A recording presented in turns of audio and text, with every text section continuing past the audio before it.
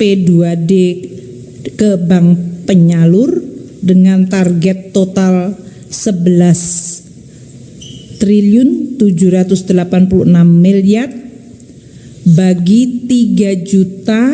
3.643.828 pensiunan. Saat ini telah disalurkan sebesar 11.571,09 miliar rupiah. Berapa pensiunan? Sebanyak 3.577.359 pensiunan atau 98,18% yang sudah menerima. Yang disalurkan melalui PT Taspen adalah 10.195.195,61 miliar atau 3.095.503 pensiunan. Sedangkan pensiunan dari TNI Polri melalui PT Asabri telah disalurkan 1.375,45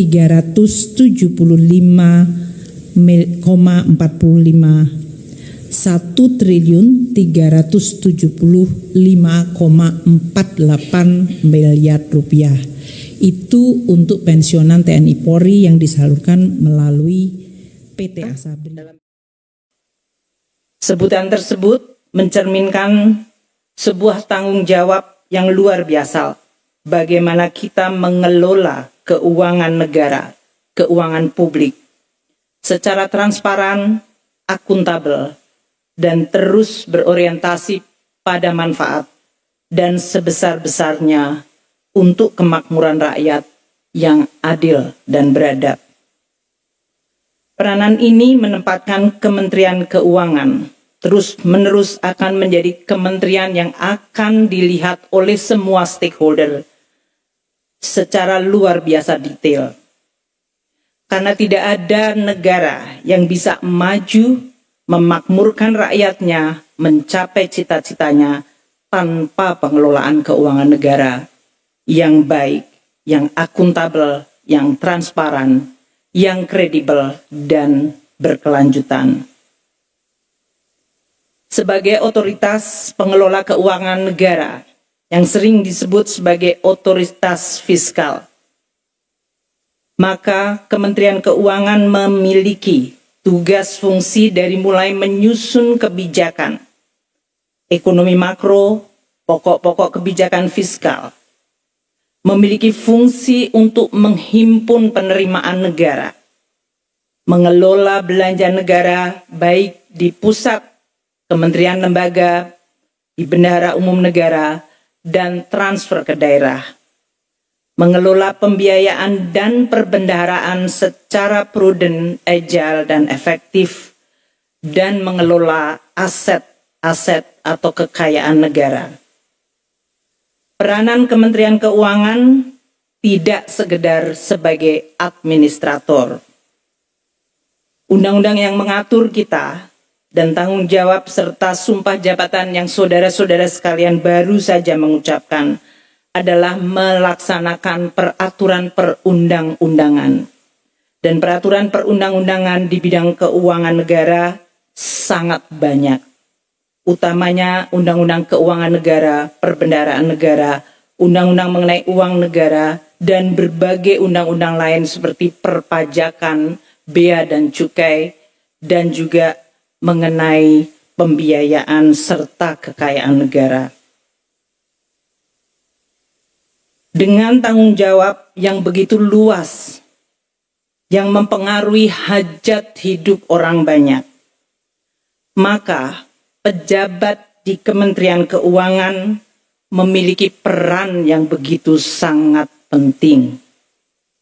Menjaga kepercayaan publik, menjaga keuangan negara, dan terus berikhtiar untuk terus membawa Indonesia menuju kemajuan dengan keuangan negara yang dikelola secara profesional, amanah, akuntabel, transparan. Tugas penting di pundak saudara-saudara sekalian adalah melayani bangsa, mengelola keuangan negara secara kredibel, handal, dan terpercaya. Tugas ini tidak mudah, karena pada hari-hari ini dan ke depan, tantangan perekonomian dan tantangan di bidang keuangan negara akan terus dinamis, kompleks, dan bahkan berat. Berbagai tren struktural fundamental yang harus diwaspadai, dari mulai ketegangan dan geopolitical environment, fragmentasi ekonomi, kerjasama antar negara yang makin kompleks, bahkan terjadi persaingan dan perang dagang dan ekonomi serta keuangan, serta perang militer yang pasti akan mempengaruhi pertumbuhan ekonomi dunia, perdagangan dunia, dan juga berpengaruh kepada perekonomian Indonesia. Dampak langsung dari lingkungan global yang begitu sangat dinamis dan kompleks adalah nyata. Namun bangsa dan rakyat Indonesia harus terus bisa mengandalkan bahwa APBN adalah instrumen yang bisa menjaga bangsa Indonesia dan perekonomian Indonesia secara efektif. Oleh karena itu, APBN harus menjadi instrumen yang terus-menerus untuk bisa diandalkan, menjadi instrumen yang sehat, kredibel, dan berkelanjutan atau sustainable. Karena hanya dengan APBN yang sehat, kredibel, dan sustainable, dia mampu melaksanakan tugas sesuai dengan Undang-Undang Keuangan Negara. Apakah melakukan fungsi alokasi, fungsi distribusi, atau fungsi stabilisasi. Presiden Prabowo telah memberikan kepercayaan dan menunjuk saudara-saudara semuanya sebagai pejabat-pejabat penting di Kementerian Keuangan yang merupakan jajaran pimpinan Kementerian Keuangan, membawa Kementerian Keuangan sebagai suatu institusi yang bisa diandalkan dari periode ke periode, dari zaman ke zaman, dari seluruh proses transisi politik, ekonomi, sosial, budaya, sehingga kita akan terus mendekatkan diri pada cita-cita yang diidamkan oleh para pendiri bangsa kita. Mengelola APBN bukanlah mengelola sebuah neraca keuangan. Mengelola APBN identik dengan kemampuan secara profesional, teknis, dan dengan integritas tinggi menyiapkan instrumen yang bisa menjawab tantangan zaman, yang bisa menyelesaikan masalah-masalah struktural bangsa, dan yang bisa diharapkan memberikan kesempatan kepada mereka terutama yang rentan dan kurang beruntung untuk bisa maju menjadi bagian dari bangsa yang terus menciptakan kemajuan. Untuk itu, Kementerian Keuangan dilengkapi dengan struktur organisasi yang dalam hal ini Presiden Prabowo telah menetapkan struktur baru di lingkungan Kementerian Keuangan. Struktur baru inilah yang kemudian menegaskan Anda semuanya, baik pejabat yang sama sekali baru masuk Kementerian Keuangan, maupun pejabat lama yang berganti di dalam posisi, maupun pejabat lama di tempat yang sama. Anda mendapatkan kepercayaan dari Presiden yang terpilih. Sebuah kehormatan bukanlah sebuah hak. Ini adalah privilege sekaligus harapan dari pimpinan negara dan pimpinan pemerintahan untuk menjalankan amanah. Untuk rumpun penerimaan negara, Direktorat Jenderal Pajak yang memimpin lebih dari 44.000 karyawan, Direktorat Jenderal Bea dan Cukai yang memimpin lebih dari 15.000 jajaran, dan pengelolaan penerimaan negara bukan pajak, yang dalam hal ini memiliki tugas fungsi yang luar biasa penting.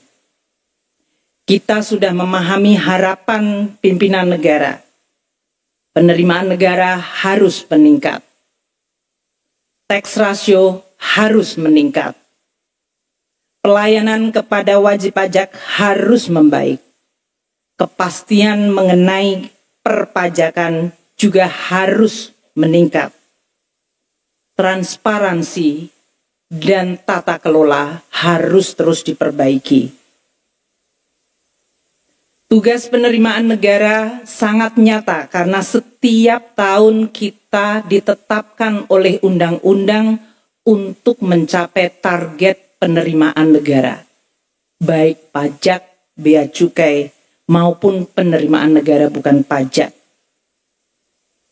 Penerimaan negara yang ditetapkan undang-undang dihadapkan pada kondisi ekonomi, sosial, dan situasi yang terus dinamis. Sehingga ini bukanlah hanya sekedar mencapai target setoran.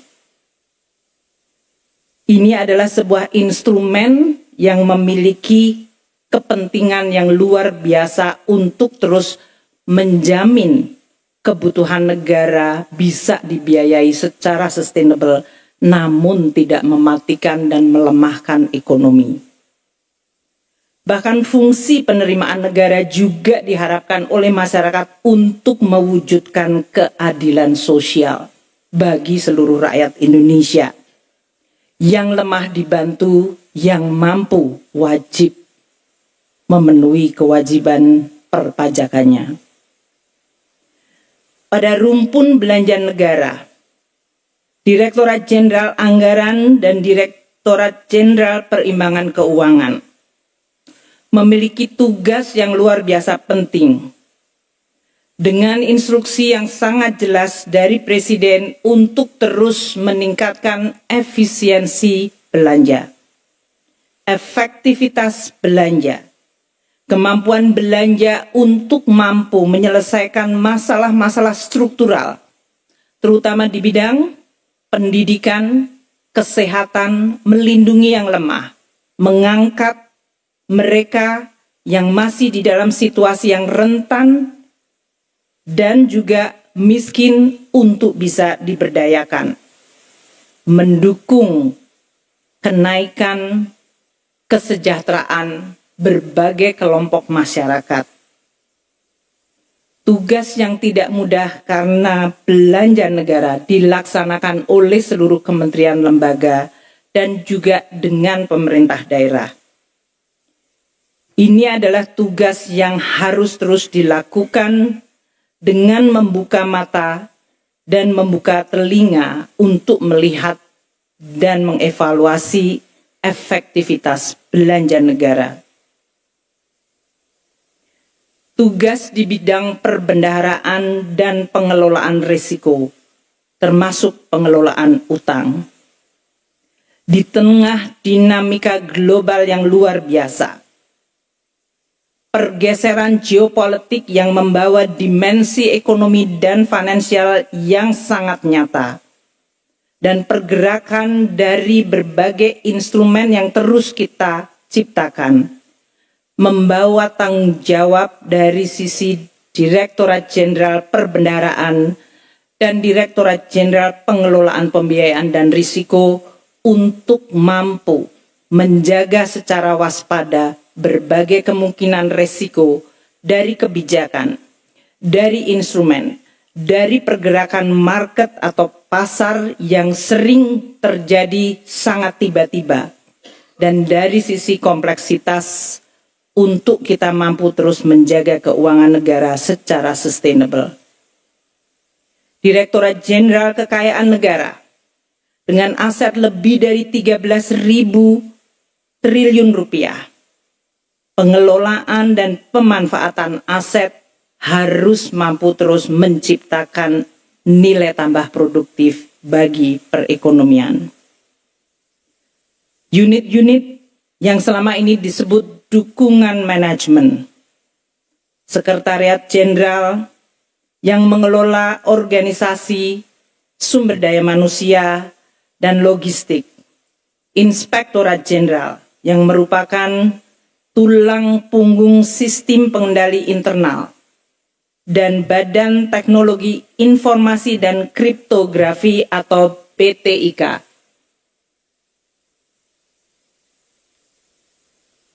Untuk terus membangun kehandalan sistem digital Kementerian Keuangan dan keuangan negara secara keseluruhan, serta tugas dari sisi policy, yaitu direktoral,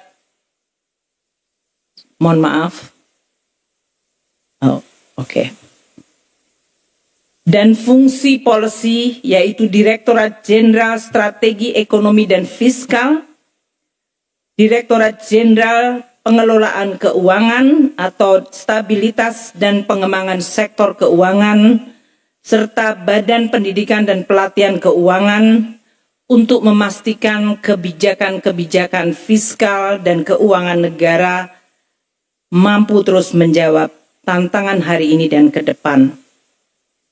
Menyiapkan sumber daya manusia dengan kualitas yang sesuai atau bahkan melampaui dari ekspektasi dan tantangan perekonomian, dan struktur organisasi yang harus terus solid dan sinergis.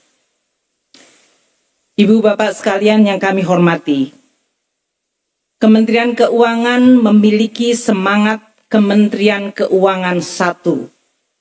Ini bukan jargon atau ini bukan yel-yel yang convenience. Ini adalah suatu keniscayaan dan sekaligus kebutuhan. Karena kalau kita semakin memahami APBN dan keuangan negara, adalah sangat tidak mungkin setiap unit hanya bekerja dengan fokus menjalankan tugas di unitnya. Semakin kita memahami harapan dan tantangan ke depan, maka kita makin sadar bahwa pengelolaan APBN dan keuangan negara hanya bisa dijalankan apabila setiap unit bersatu dan saling memahami, saling mendukung, dan saling memberikan bantuan untuk mencapai tujuan bersama. Saya ingin tegaskan para pejabat yang baru saja dilantik, Anda tidak mungkin bekerja sendiri. Anda bahkan tidak mungkin bekerja dengan mengandalkan sedikit teman. Anda bekerja di dalam sebuah Kementerian Keuangan 76.000 pegawai lebih, yang harus menjadi sebuah aparat dan institusi yang bisa diandalkan negara. Sinergi adalah keniscayaan, bukan hanya slogan kosong. Sinergi juga adalah kebutuhan. Saya ingin seluruh pejabat di Kementerian Keuangan menyadari, dan hari ini adalah hari Jumat, yang biasanya kalau umat Islam mengatakan Jumat berkah. Semoga kita semua memulai hari ini untuk Anda semuanya memahami bahwa menjalankan tugas bersama-sama adalah sebuah kebutuhan dan keniscayaan. Ini adalah juga strategi untuk menjalankan tugas agar lebih ringan. Seperti peribahasa, dan itu tepat sekali. berat sama dipikul, ringan sama dijinjing. Itu juga bukan peribahasa zaman dulu yang tidak bermakna. Itu memiliki arti yang luar biasa. Kementerian Keuangan sudah lebih dari 2 dekade memiliki nilai-nilai organisasi. Nilai-nilai ini juga bukan slogan semata. Nilai-nilai itu adalah integritas, profesionalisme, sinergi, pelayanan, dan kesempurnaan. Kelima nilai itu bukan hanya sekedar kata-kata. Dia merupakan sebuah jangkar bagi kita untuk bekerja bersama dan bekerja sama. Integritas adalah currency atau mata uang utama dari Kementerian Keuangan. Sebuah institusi pengelola keuangan negara atau sering disebut sebagai bendahara negara tanpa integritas, Anda adalah institusi yang tidak dipercaya. Tanpa integritas, Anda menjadi liability, menjadi liabilitas. Dan kita semua tahu bahwa keuangan negara kita selalu ingin memilih pada sisi aset, yaitu kekuatan untuk maju. Saya ingin menekankan kepada seluruh pejabat yang baru dilantik, jaga integritas dan etika serta kejujuran. Ini bukan untuk memuaskan pimpinan, ini adalah tanggung jawab sejarah yang ditekankan oleh Presiden Republik Indonesia. Jaga integritas karena dia merupakan tiang utama bagi bendahara negara untuk terus menjaga dan mengelola keuangan negara. Profesionalisme artinya seluruh kemampuan dan kompetensi untuk mampu menjalankan tugas harus terus dipupuk. Sinergi, yaitu kerja sama antar unit. Pelayanan, karena Kementerian Keuangan hampir setiap hari semua hal, semua isu, semua stakeholder selalu menyampaikan harapan dan membutuhkan kemampuan keuangan negara menjawab berbagai masalah. Dan Kementerian Keuangan, meskipun saya sebagai Menteri Keuangan merasa sangat rendah hati untuk menyadari ketidaksempurnaan kita, namun Kementerian Keuangan memiliki nilai menuju kesempurnaan.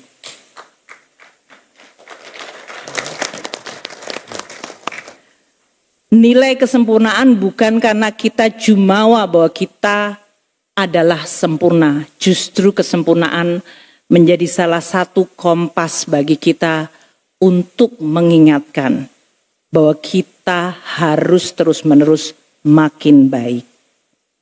Kemenku 1, Kemenku terpercaya adalah sekaligus yel-yel yang sering menyemangatkan kita, namun pengingat kita untuk menghidupkan nilai-nilai tadi secara konkret. Integritas, profesionalisme, sinergi, dan profesionalisme, sinergi, pelayanan, dan kesempurnaan.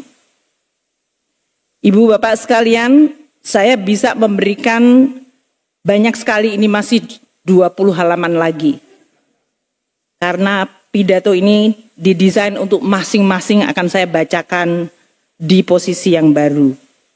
Namun saya akan meringkasnya.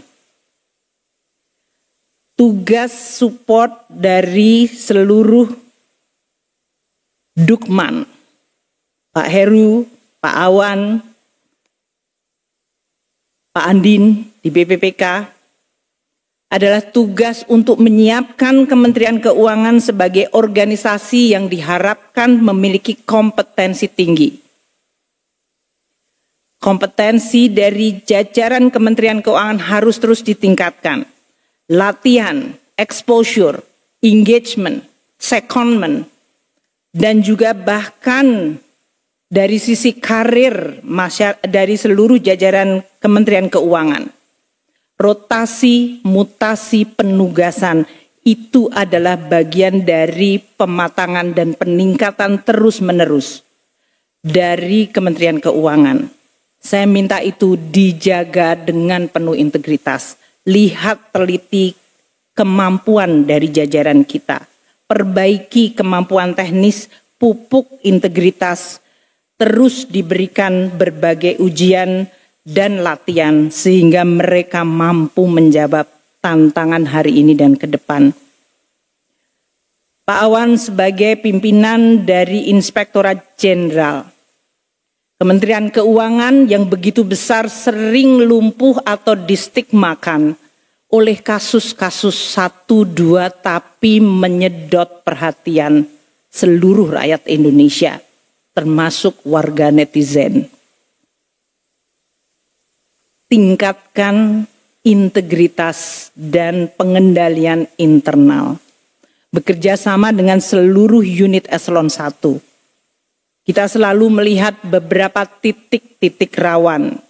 Apakah itu di bea dan cukai, di pajak, di belanja negara, dan juga di bidang aset negara pengelolaan.